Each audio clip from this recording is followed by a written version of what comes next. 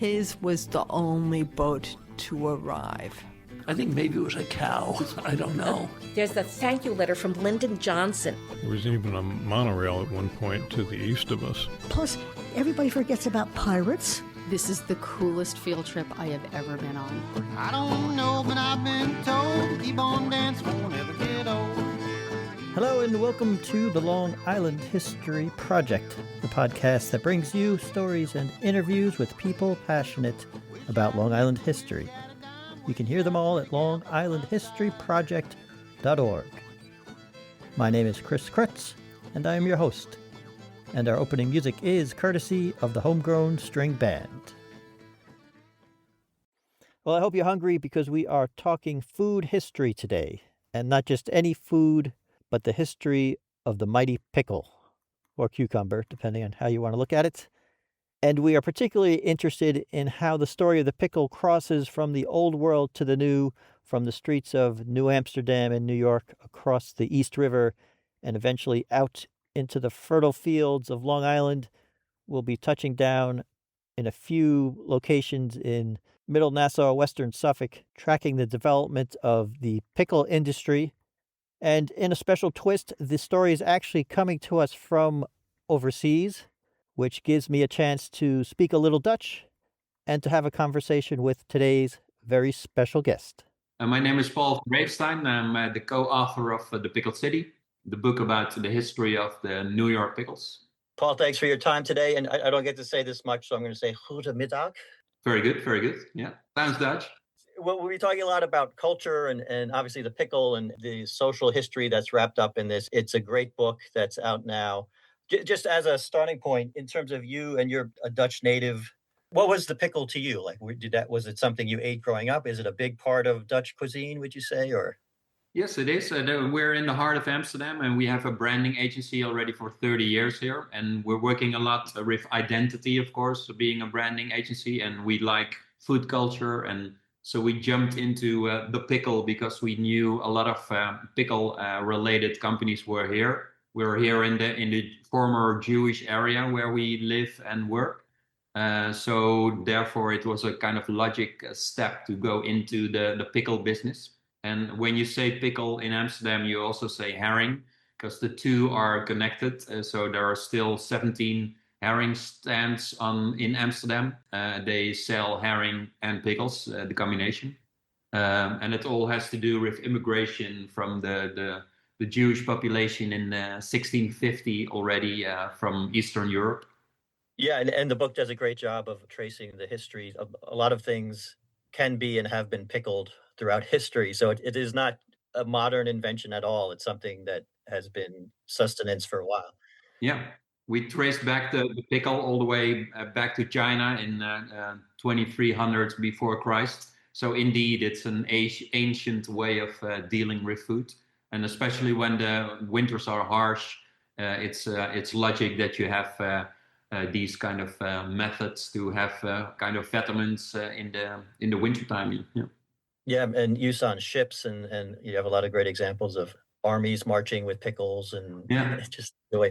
So if we stick on the immigration part, so I'm in the heart of what used to be New Amsterdam. So when the Dutch settled New Amsterdam in the early 1600s, did they bring pickles with them? Yes, well, maybe not physical, but there were farmers who were there already in 1650, and they were already producing cucumbers. Maybe they didn't bring the real cucumbers with them, but maybe the seeds, and they knew how to deal with it or how to produce them. So they were one of the first who started it. But in terms of pickles and the US, also the Germans. Heinz is one of the most famous one, of course. He was the pickle king in 1880 in the US. So there are several routes from the pickle, how it came to America. And if we think back to those days, obviously there was a lot of land still on Manhattan, so they were growing it in Manhattan, but also I would imagine over in Brooklyn they had more space. And so as the colony grew, the cucumber farms were moving eastward onto the island. Yeah, exactly. Yeah. And especially when the railroad developed in 1834, the Long Island Railroad, and the pickle companies came along. So it was easy to, next to the railroad, to have a pickle company. And if you have the barrels of pickles, you can just push them onto the train and transport them to New York City. So there was the easy way of dealing with it. Yeah. So if we go chronologically, because the Long Island pickle industry seems to be a little bit later, late 1800s, but in terms of the development in Manhattan, if we jump over the change to New York and the Revolution, what was the industry like? I don't know if you could even call it an industry. Was it mostly homegrown, people doing it from their own gardens in the early 1800s?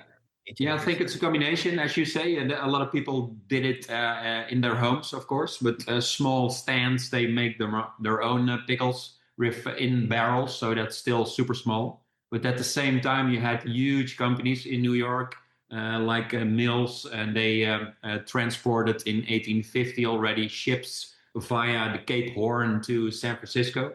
So there were huge ones, but a lot of small ones as well in the combination.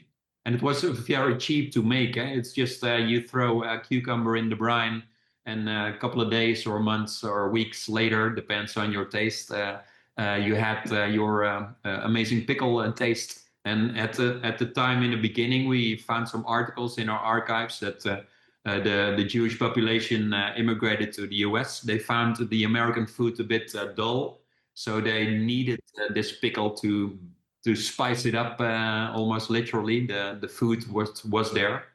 So that's also interesting that immigration and food is an interesting combination. Yeah. And was the pickle more of a staple than, say, a delicacy? Like it was something that you would just eat for sustenance? It wasn't a fancy item? No, not at all fancy. No, it was one of the cheapest food you can imagine. Yeah. And later on, it was a kind of fanciness because when we're talking about Lower East Side, it first was a German rich department or district, and then there was a ship break in the East River, and like 1,500 German Americans died, and from there it changed into a Jewish area, which is famous for, and then so the Germans were more rich, and they found it's very strange to eat on the street, so they were seeing Jewish people on the street eating pickles, and that was really strange because normally you properly eat at a table and you don't eat on the street. So it's kind of the invention of street food in that sense. Yeah. You have great images in the book, photographs, and it's sort of the iconography of the Lower East Side with the push carts and the barrels. What time frame are we talking? When was that at its height? Yeah, the heydays were 1930, I would say.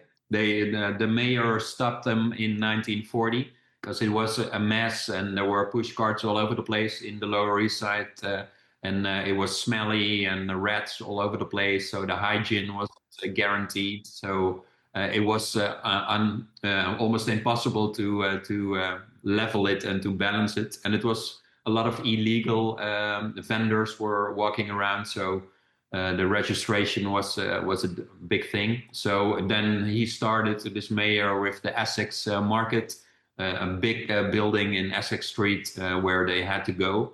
And that was the end of the pushcart era, basically. So I guess also the dynamics in the street was less because of they had to move, basically. Yeah. And this is all down around Delancey Street, Houston, and yeah, exactly. You have great maps. So you found. Well, I'll dip in and out of the research part if you don't mind, but you have great maps of the Lower East Side where you actually have the different pickle shops over the years. How hard was it to locate all this information, or where did you find all this information? Yeah, well, our research started at family trees. So we developed a lot of family trees, and we did a lot of newspaper archive research. So just Google pickle into the newspaper archives and see what happens. And this puzzle, in the beginning, it's chaotic. It took us 4 years, basically, this book about New York. But the puzzle is chaotic, and then it denses and becomes a story about one family. And we later on, via Facebook, we get in contact with those descendants of those families, and then the story becomes one story.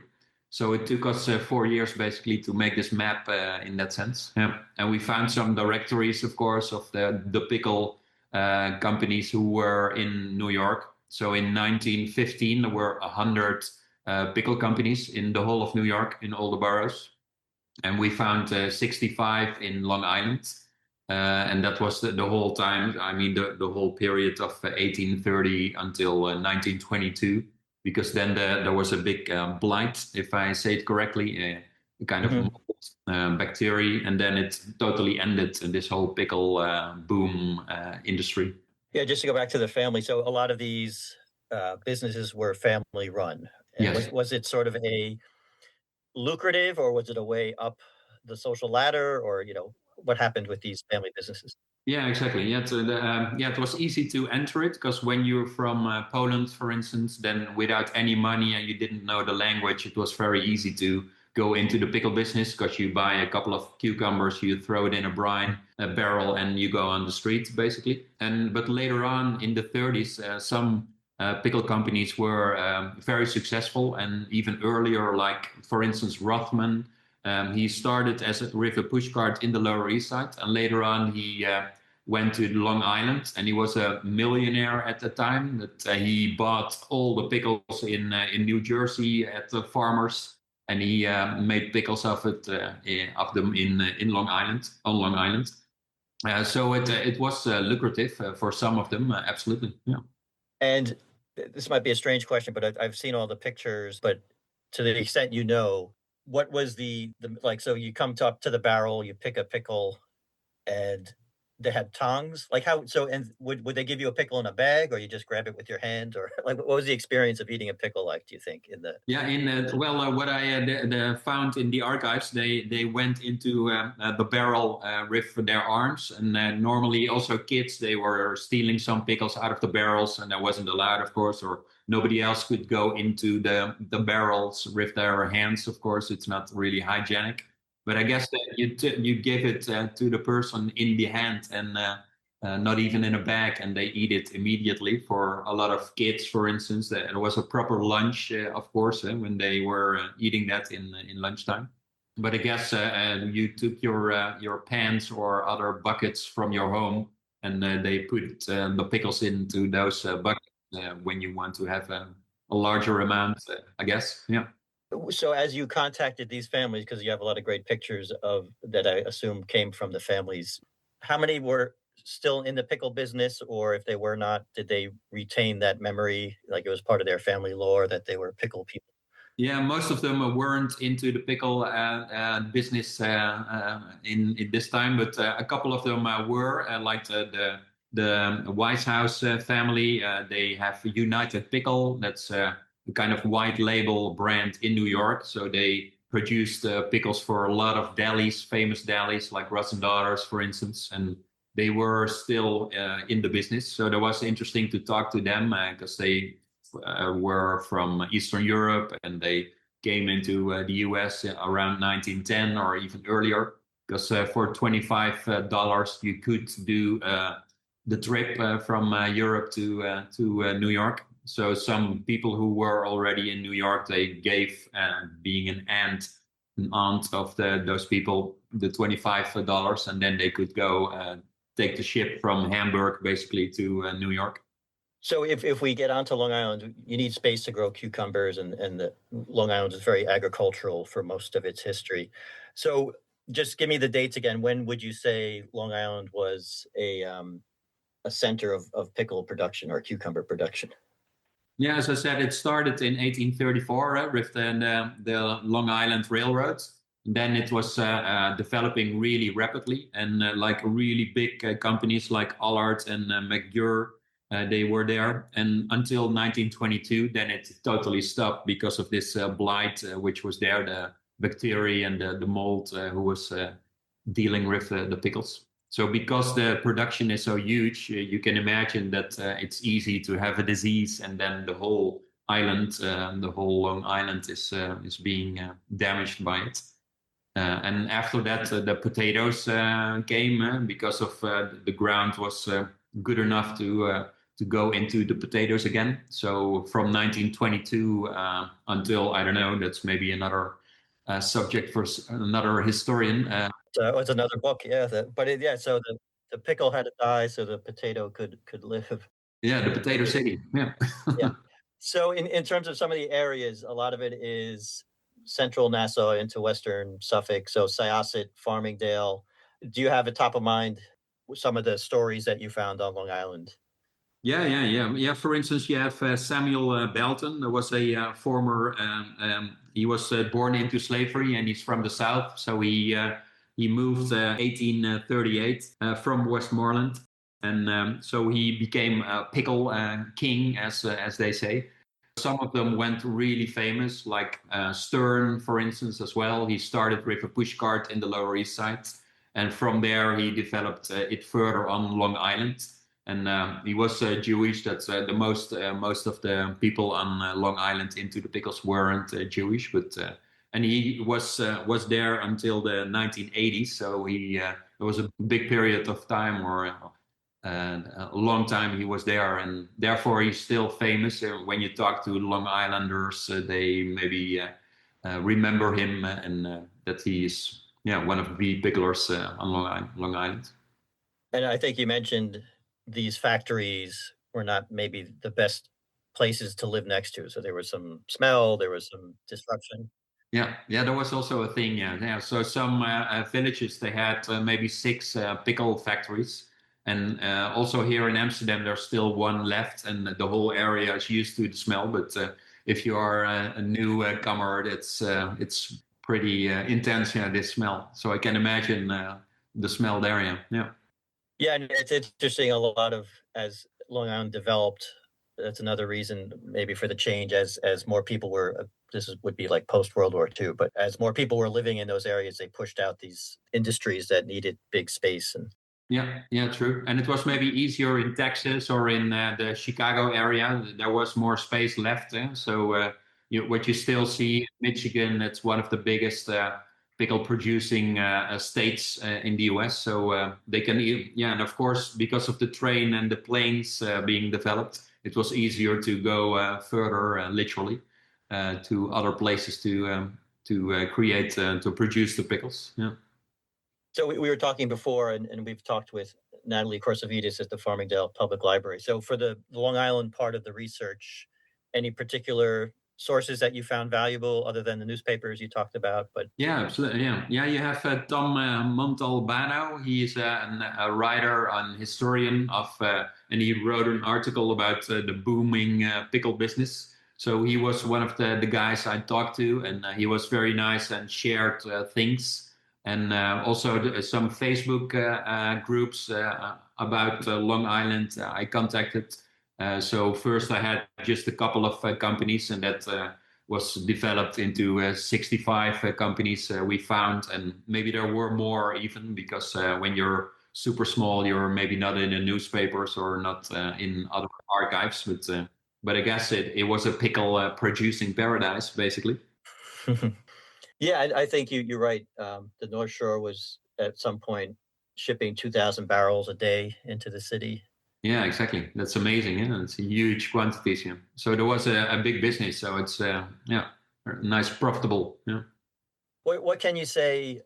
And there's a French word that I'm not going to try to pronounce, but in terms of the soil, the conditions for growing cucumbers, and obviously they're grown around the world, but what makes a good climate, I guess, and what's the soil of Long Island, if you know that maybe? Yeah, interesting. Yeah, I'm not specifically known about that part, but we know about the black soil. So it's in the Ukraine, but also in the Chicago area, and that's the same height, or how do you say that, level as Long Island. So there is the ideal climate is on that particular height on the planet, basically, and when you have that black soil, that really fertile soil that maybe relates to the soil on Long Island as well. That's a perfect place for agriculture, basically. And cucumbers, that's one of the easiest things to grow, unless there's no blight or mold or other things. Yeah.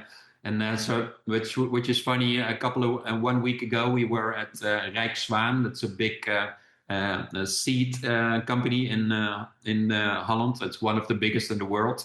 So it's 40% of all pickles in the US are from their seeds.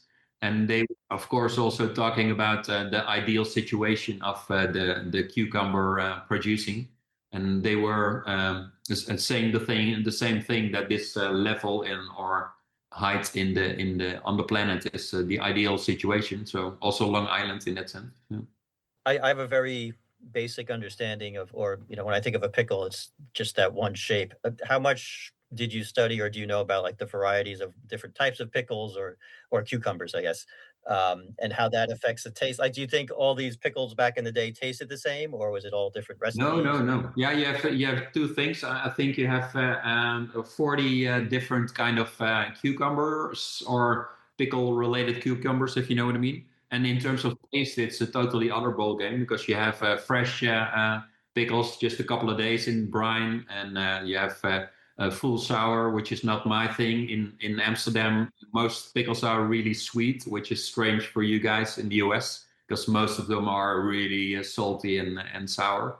So there's a big difference in there. And you have two kind of pickles in terms of taste: salt-based, brine, and vinegar-based. And if you relate that to Europe, in the south part, the Jews weren't really into vineyards and producing wine. Vinegar and wine is connected. So therefore, it was more logic to go into brine producing pickles. And so in the north part, where the winters are harsh, the brine-based pickles were normal. And therefore in New York, because most of the Jewish population, they brought their tradition with them, and therefore the New York pickle is very salty and brine-based. But at the same time, in present US, most of the pickles we're eating in the US are vinegar-based, because it's more sweet and more easy to eat. Because full sour is still also for the Americans pretty specific. You really have to love it, but most people don't. Yeah, from what you know of restaurants and cuisines in this culture, do people try to recreate old pickle recipes, like try to find how Stearns did it in the early 1900s and try to recreate that? Is there such a thing as a historic pickle recipe? Yeah, well, the pickle companies we talked to, of course, who started in 1890 or in 1910, they want to preserve, or they're preserving their recipe, of course, with their life. And some of them actually in Amsterdam, because we made a Dutch book about pickles as well, they took it to the grave, literally, their recipe. So it's a big thing, and they hate the other companies in terms of their brining recipe, of course. And it's always a fight, I mean, in terms of that. So that's funny. It's a very essential for families to have their recipe, their own family recipe. Yeah. Okay. You have one story in the book about a ship that sank, and they later retrieved the pickles. So just as a general question, how long do pickles last if they're in a jar? Good point. It was a steamship, and it sank in the Mississippi River. And in Kansas City, there's this museum, and they still have huge bottles of those pickles. And I think you can still eat them. I didn't try, but I can imagine that if it's really stuck and in the brine, then it could be there for years and years. Yeah. And this actually was being bottled in 1850. So it's an interesting task for somebody who is daring to do this, to taste it. Yeah. Well, and it gets to, again, there's a lot of history in the book, and the development of canning and sealing is all part of it. The mason jar, and then being able to ship them around the world. Yeah, absolutely. Yeah. I did a little bit of a look into Matmo Creative. So can you give us a little bit of a look into what this design agency, what you do, and where the pickle book fell into that? Yeah, exactly. Yeah, so we are here for 30 years already in Amsterdam, and we had a second company in China. So we do a lot of international studies and research and workshops and lectures. So we're very curious born, and we do a lot of food projects. So next to our commercial projects, we do a lot of research and cultural projects. So one of the things we founded is the Dutch cuisine. That's a movement to change the food system, because we think the food system can still be better and more sustainable. And also the Dutch cuisine is very rich because we are a small country and we had a lot of colonies and we were all over the place, like in New York, for instance. So we had a lot of contacts and interesting influences to have in our food culture. And if you're here in Amsterdam, a lot of people aren't really proud on their own food culture. So we thought, let's turn this and show them how rich we are. We are the second biggest food exporter in the world after the US, which is peculiar for such a small country in Europe. Therefore, we developed a lot of different projects and in the 30 years of existence. So this is one of the logic steps, these pickle books we created from this branding agency.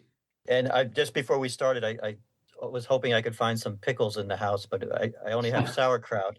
But I do have, and you tell me if this is kitschy or not, but I do have a pack of stroopwafels. Oh, nice. Cool. Yeah, that's super Dutch, I guess. Is that something that you would embrace as Dutch cuisine, or is it sort of Well, good point.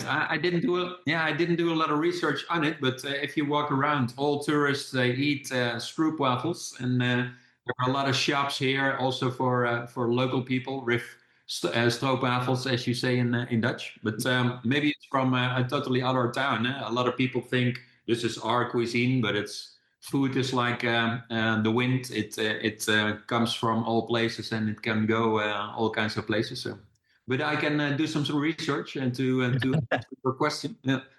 Yeah, sure. I mean, it sounds like a great position to obviously you have a lot of work you do with clients and things like that, but to be able to find something of interest and do this kind of deep investigation of it and bring it to light.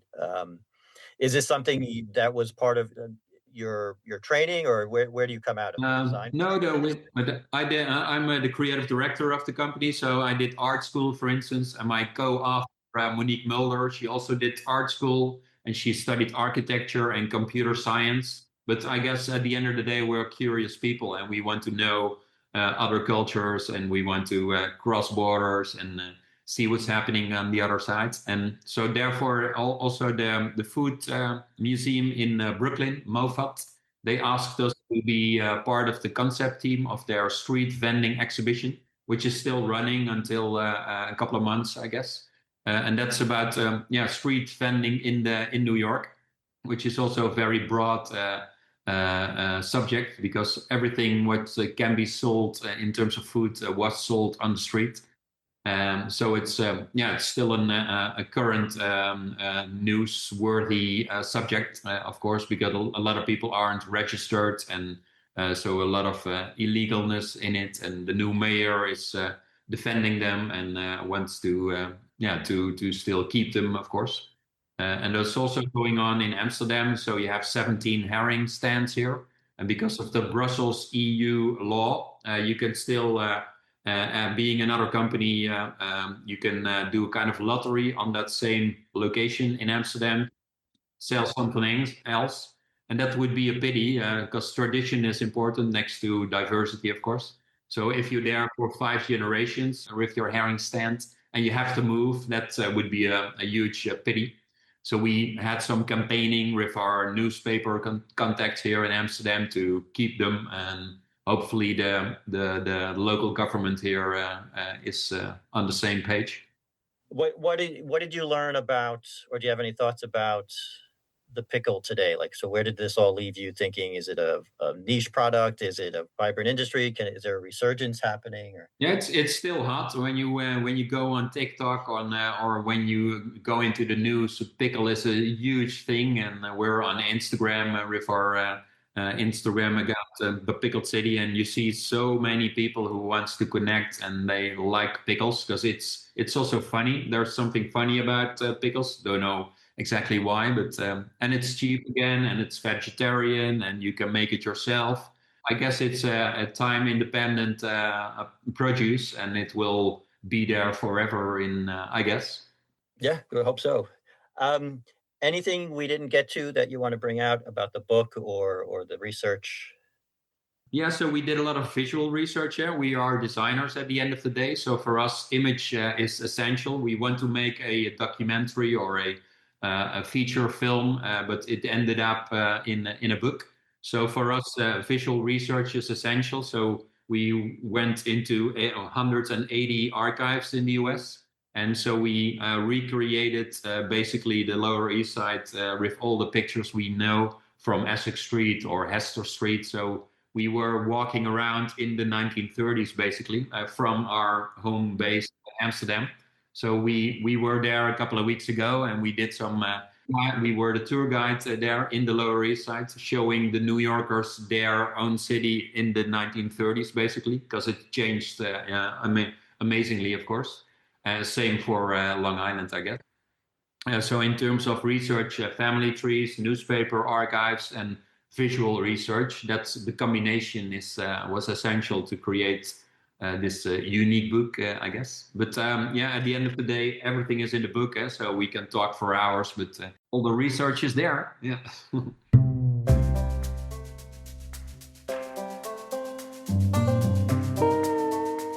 And thank you again to Paul and to his co-author Monique Mulder for their fabulous new book, The Pickled City.